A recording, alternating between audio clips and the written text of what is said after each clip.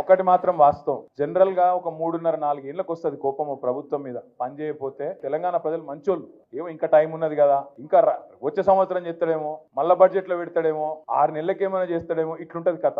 కానీ రేవంత్ రెడ్డి కాడికి వచ్చే వరకు మాత్రం సంవత్సరం లోపట్నే ఆ నీలి రంగు నక్క మొత్తం వర్షంలో తడిసింది, అసలు రంగు బయట పడ్డది.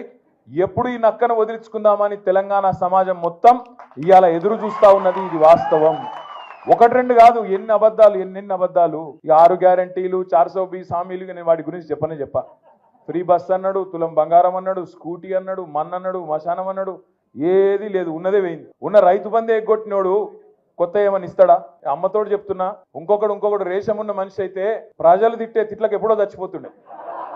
రేవంత్ రెడ్డి కాబట్టి బతుకున్నాడు, పురాగా సిగ్గు తప్పినోడు, పురాగా ఇజ్జత్ లేనోడు కాబట్టి బతుకుతున్నాడు. కానీ ఇంకోడైతే ఎప్పుడన్నా ఆయన ఓ బకెట్ల నీళ్లు పోసుకొని ఆయన నీళ్ళలో దుంగి చచ్చిపోతుంది.